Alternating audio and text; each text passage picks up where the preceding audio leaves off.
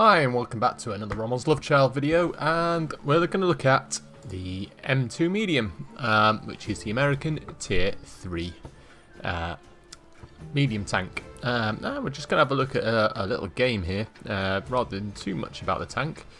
But as we can see, the tank is very boxy, it's quite tall, but it's got a standard turret on, what we would call a modern turret. That's like the turret is modern, but the base of the tank is like pre-World War II in design, so pretty obsolete. You can see those nice ridges on the front, which would be useful for people holding onto it or storing stuff on it, and also if it actually had much full armour, it would be useful for stopping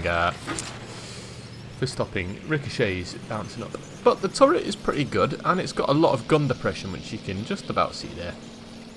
So again, on mines, a good area to come is right up in front where I'm looking up now, and up around there.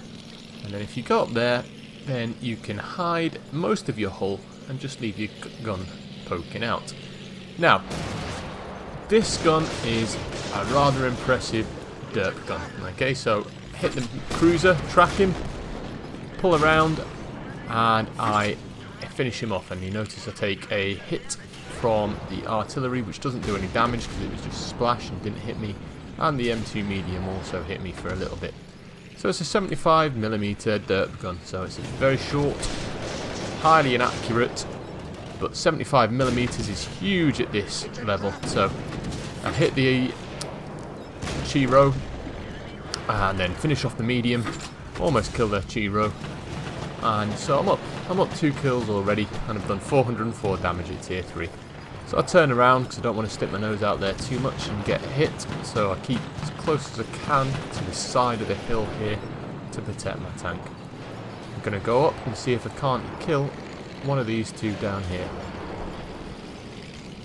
And again, you can see that really great gun depression on the tank. So it's not just this about the M2 Medium, it's also about using your tank and its benefit. So it's quite a fast tank, and it's got this good gun. So I hoped I could take out the STVR, but I couldn't. Or STRV I should say. So I'm going to try and work my way around to the other side of this castle, and then hopefully I'll be able to take these people out down there. And there's that T127, really heavily armoured. So I derp one into his front. Doesn't do a lot of damage, but does some. Damage his track slightly, but only do 5 damage because it's just splash damage, and then take his track off. Now this is a situation where I quite want to be, but then the inaccuracy of the gun is costing me. I want to keep him tracked if I can, so it lets the team do damage to him. I managed to blow his tracks off again. I'm entirely focused on him, but while I'm focused on him and looking to do damage, I'm also looking at my mini-map. So I fire one last shot off and then pull back before the D1 fires again. The D1 somehow bounces on me. And then I finish off the T127. So I'm focusing my fire there on the enemy. That's dangerous. The T127, really dangerous tank. Then finish off the IGO, because that's removing a gun from the game, and that makes life significantly easier for me. Then I'm going to go for the D1. D1's got tough armor, and most things will struggle to penetrate it, but I can hit it hard with my gun and cause significant damage. Now I've only got 61 hit points, and I don't really want to get hit by anything that's remaining in the game because it could finish me off. But Panzerjäger, weak armor, nice easy finish for me. Same for the Panzer 35. As he was rearing up, I get a nice shot at his under armor, which my high explosive shell penetrates for maximum damage and wipes him out in one shot. So that's 2 tanks of one-shotted. And we can see I've got 6 kills and I'm on 954 damage. I start putting in shots where I think the enemy arty might be. Wasn't in there though, so I pulled back to a position where I can maybe spot a little bit further, and I can also roll down if I need to. I suspect he's probably going to be around A3. I'm hoping this STRV is going to spot him any second now. There we go, he is indeed there. But I can't get a hit on him because he's behind the rock, and our arty finishes him off. So, great game. 957 damage, 8,307 WN8. I got obviously Top Gun for getting 6 or more kills, and I'll see if I've got the battle credits still. And here is the ending. I had to find and upload the replay to the What Replay site, where you can store your replays and share them with other people. As we can see, I've got Ace Tanker, first time in this tank with this account. Hand of God for surviving and winning the battle, having received damage from at least 4 different enemy vehicles. Got Bruiser for damaging at least 5 crew modules or members. Duelist for destroying 2 enemy vehicles that cause damage to me. Fire for effect, cause more damage than my hit points of my vehicle.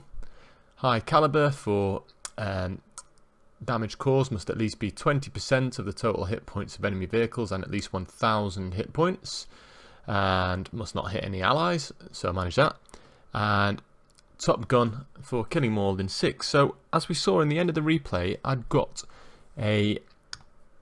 about 964 damage, and I fired a blind shot where I thought the T1 HMC was. Now my shot didn't penetrate the T1 HMC, however it must have splashed it. It must have been near enough to splash damage that T1 for 58 damage. He hadn't been spotted, and it was just a lucky shot. I was just aiming in that general vicinity, and that pushed me up to 1,015 damage to get the High Caliber medal.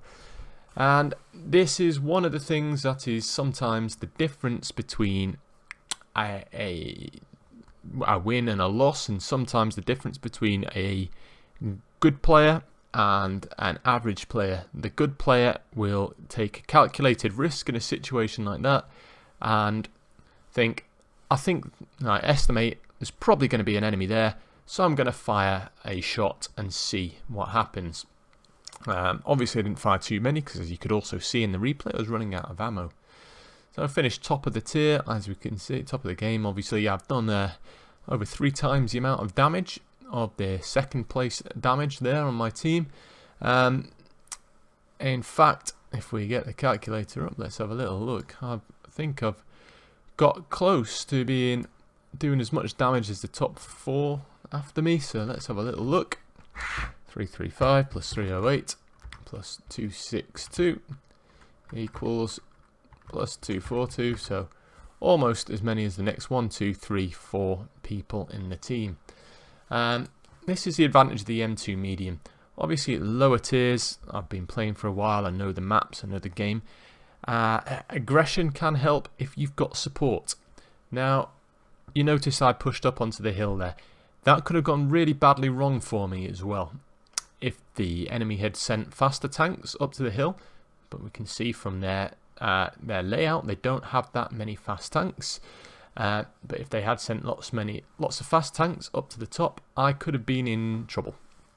Also, if my team had not come to the middle of the map and up the hill and supported me there and stopped people getting up the hill, then again I could have been in trouble and isolated. So you've always got to be thankful for your team, even if they don't necessarily cause loads of damage like these people here at the bottom. They might not have done the most damage in the world, but they still might have played a valuable role. Sometimes that can just be by making the enemy scared and hold back a little bit. It's a valuable role. It's often underestimated by a lot of players who will then rage about people who aren't doing what they want them to.